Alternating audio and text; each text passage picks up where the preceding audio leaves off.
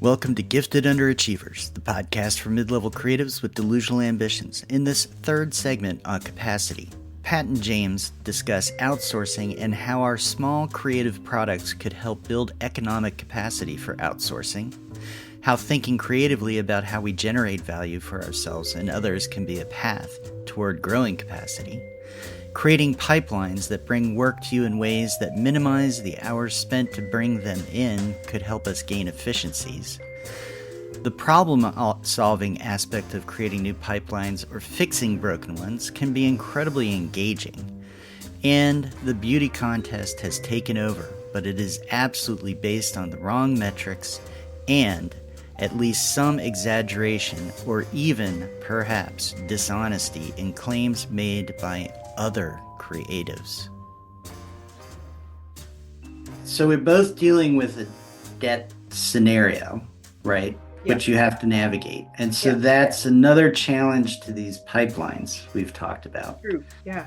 And getting resources together. And then another difference is you have a little bit of a simplified circumstance now because you're on your own and dealing with your own thing. I have to navigate and compromise and all that kind of stuff, which adds complexity. And oh gosh, there was another one that I was going to go to. But so anyways, so there's these challenges to increasing capacity in terms of just that resources versus to be able to outsource. So that question, do you outsource or first or not? It's not an easy question. It's not, because there's a certain amount of fear for me around outsourcing too. Like you know, um, I really like efficiency, and I really like it when people produce what I ask them to produce um, without problems, but that's not always realistic. And I think part of the challenge of deciding about outsourcing, aside from having the resources to pay for whatever you're outsourcing, is also what's going to do you the most good, like what's going to be uh have the most benefit. And I feel like that might be trial and error.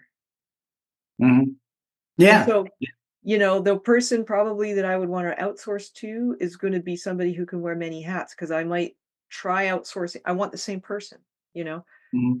if possible. And something like I was in when I first started in admin work, give me anything, Mhm. I can do it.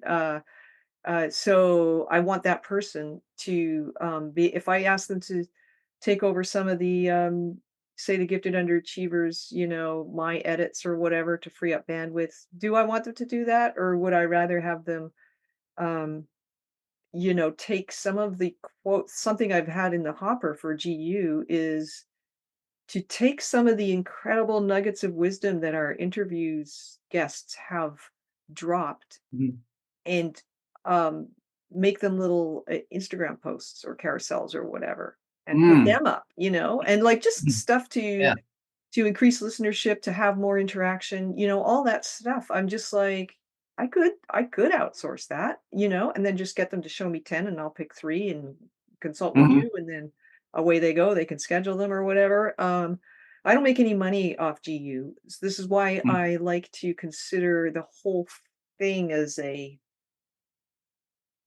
one entity, rather Mhm. than going, "Oh, I can't spend anything on GU until I start making money on GU, because I already spend money on it, and I can't spend any money on, let's say, I don't know, like creating another pleasure journal, because, I don't make enough money to go spend to pay somebody 2 hours to just, like, tool around with it and change the cover and then put it out as a different one," like, Mhm. Mhm. I don't even know if that's allowed actually, but, I'd say, "Well, can Right. you make it this?" And Mhm. because I have ideas, like, I have so many ideas for those damn journals, it's ridiculous. Right. So we didn't what I've been trying to remember the phrase that we came up because we don't want to call them side hustles. But Yeah, we so I won't. have my ebook Oh, uh writer all advice, creative acts. small creative acts. So we each have these small creative acts that maybe what we're getting towards is we can put a little bit more if we have more of a goal about capacity and Yeah, understanding that that's what that's going to be used for, or at least to Exactly help, right. Yeah. then maybe that puts a little bit more premium, and it also helps focus the presentation and the production of it. And Yes. then gifted underachievers, I could see taking, I don't think we're there yet in terms of volume, but Mhm. um, there's lots of books that have done very well on creativity where people gather a lot of different thoughts on Yeah. creativity. So I could see us taking those interviews, editing them down, putting them into a book format, Yeah. and releasing that. And then the another idea that I had is there's our own inherent value proposition where we may be able to offer value to somebody else without necessarily offering money, right?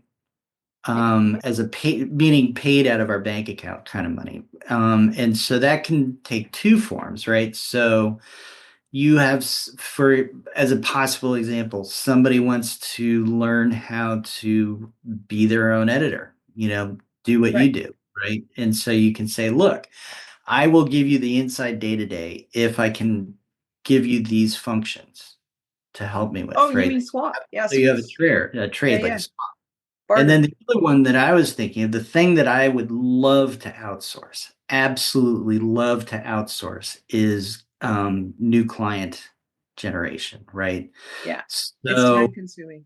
it's really time consuming. It really requires a lot of thought. And if I had somebody, again, that trust issue comes up. But I've always thought if I could have somebody where I say to that person, I will give you 15% of the commission if you bring them in, right? You don't have to finalize. They have to meet with me. We have to go through that process. But for each one that gets finalized, I will give you 15% of what I make. So they If do have you, to finalize or they don't? I do, because Yes. nobody's going to hire a ghostwriter without having at least 2 to 3 conversations to really Right. get, Right. you Yeah. know. And so it's more about them doing the stuff that really takes the work and the time, which is Qualifying leads, basically. qualifying leads, bringing Yeah. them in, and then saying, okay, this is now to where the conversation is ready. And I'm willing to give up 15% of what Mhm. I'm going to make to that person, which potentially, is a good amount of money. Yeah.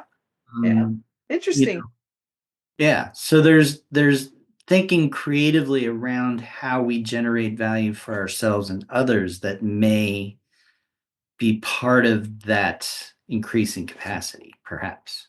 I And that. agree. I mean, there's 2 things going on in that last one. One of them was sort of a barter, barter idea that, "Oh, you do my this, I'll do your that." And that can work really well, I think. I'd use it in personal life. I did, especially when my kids were little, "I'll take your kids all day Saturday with my Mhm, kids, and then you take my kids after school on Monday and Wednesday," or whatever, like, stuff like that, so I could work and, so mhm, on.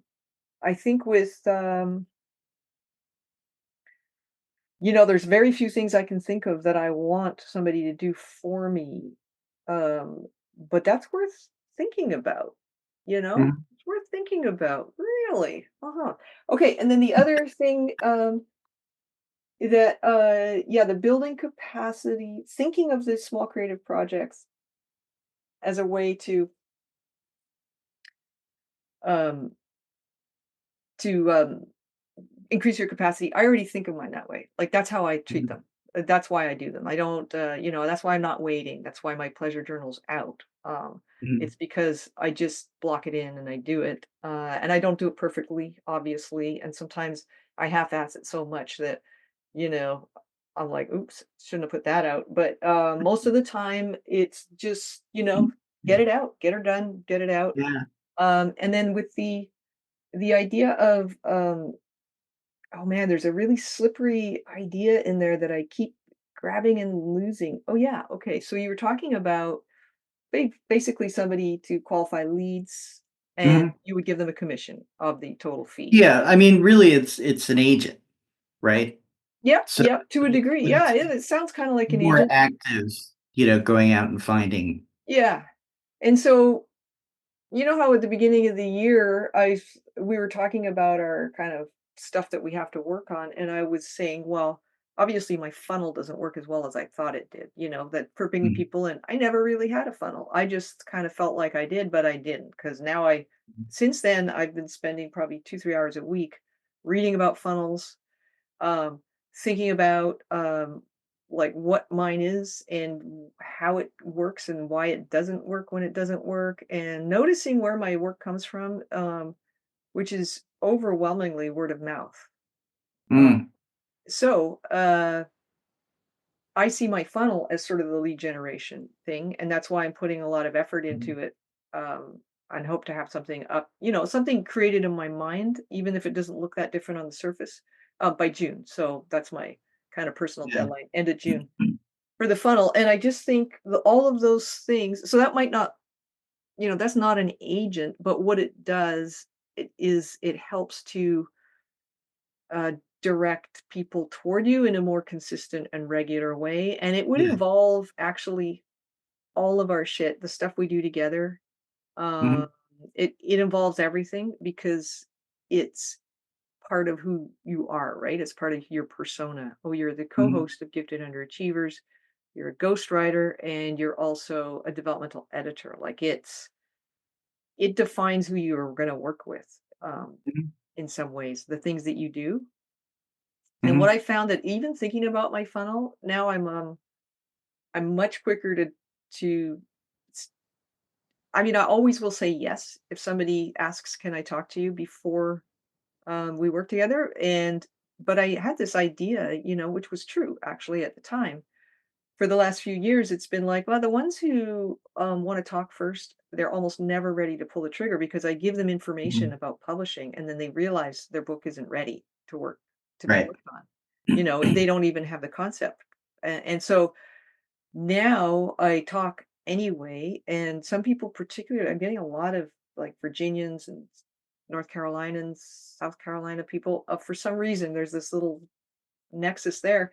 And what I find is that when I talk to them, I just don't even try to be politely Canadian when I'm giving them news about their stuff, because I always want to see their stuff first, their stuff Yeah. in the manuscript, right? And then when we talk, I'm just very straightforward, and that builds trust to an Mhm. unbelievable degree that I hadn't realized was the case.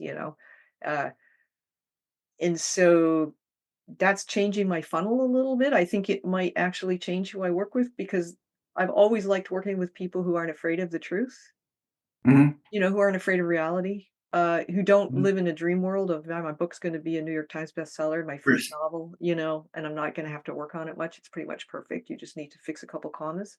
Um, those aren't the people that I wanna work with. Yep. So, yeah, so what I'm finding is that Yeah. And those aren't the investigation. people who are gonna, actually make it either because they're too dreamy, whereas you need those very practical, Yeah. I mean, I'm grounded.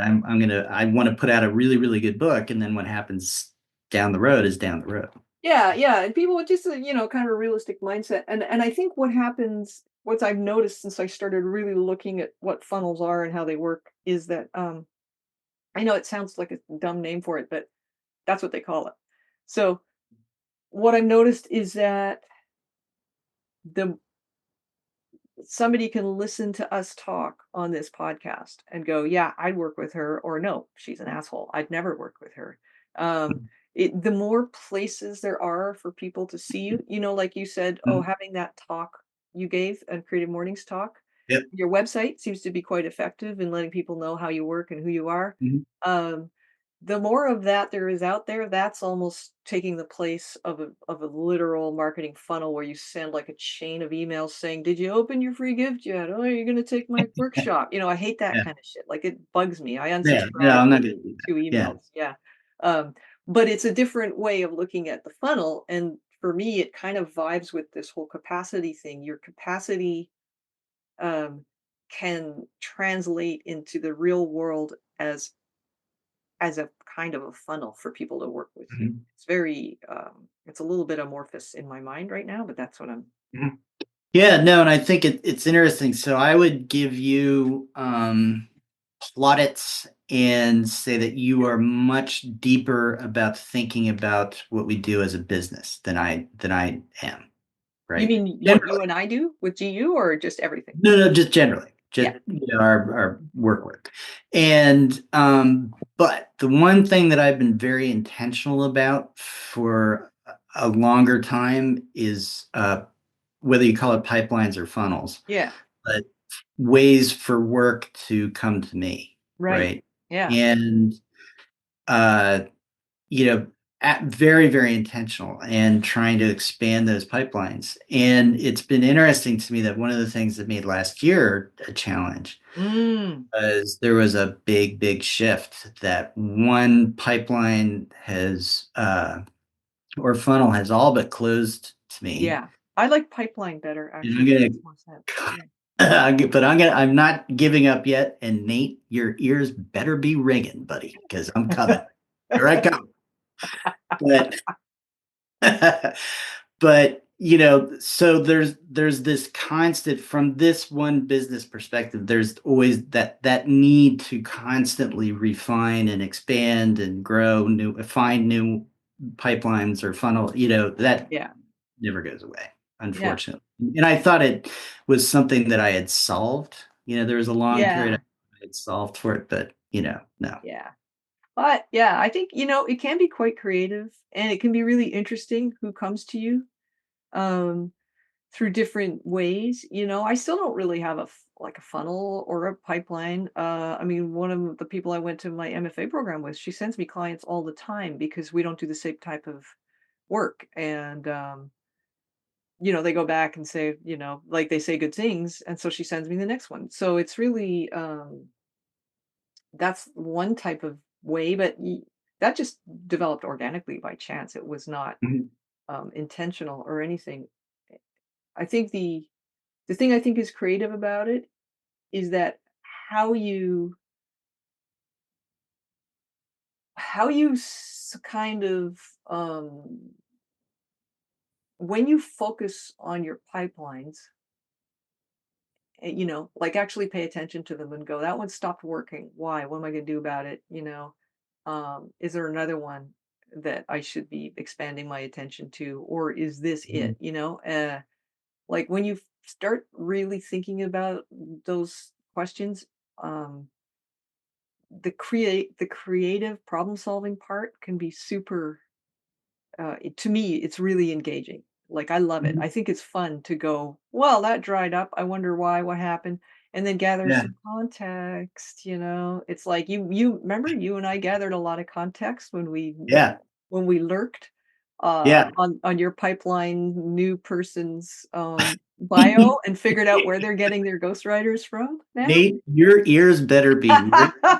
'Cause They're not getting their ghostwriters from the previous stable, unless they have another connection, right? And so there's that sort of undemocratization of your pipeline. Uh, Yeah. The pipeline went from a very democratic small b open, yeah, let's get writers connected to the right people, to a much more closed yeah, who you know. system using the wrong, very easily argued are the wrong metrics For sure, for yeah, but this. yet, it seems to be working okay for them. They'll never know Yeah. what the other path would have looked like because they stopped taking that path. Yeah. I mean, you don't until they run into a brick wall, and then people who are higher up start to go, why did we run into a brick wall? And why are we losing writers? And why does it seem like this is happening and that is happening? And then they kind of go, oh, you know, this is why. I'm gonna just throw this out. You could ask Nate. Maybe it's intentional. Maybe the new guy came in and pitched, "You know what? We need connected people to be our ghostwriters." Yeah, that could be it. I think, and again, this is probably, we could go into a much larger discussion, but the value point that a lot of places are advertising on and using to attract new clients Yeah, is this New York Times bestseller Pulitzer Prize thing, yeah, right?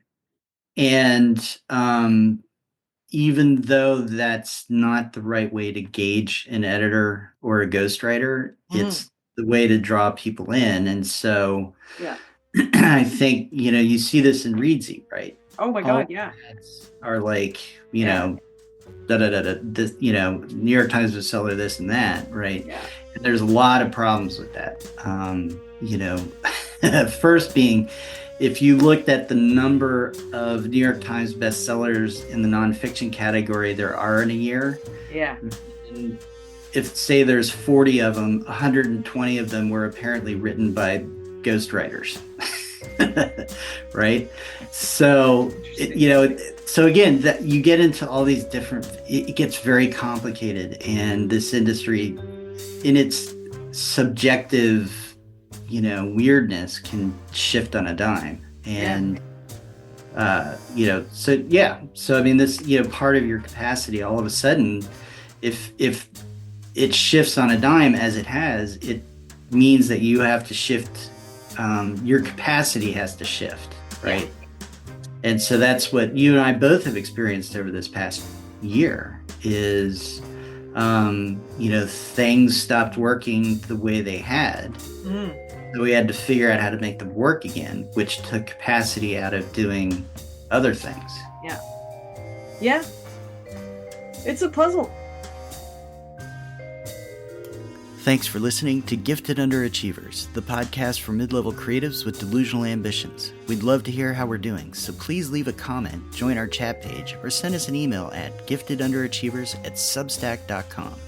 We're also free to everybody, so we'd love to have you as a subscriber. It really does help. And you can find us on Spotify, iTunes, and anywhere else you love to get your podcasts. Thanks for listening, and have an awesome day.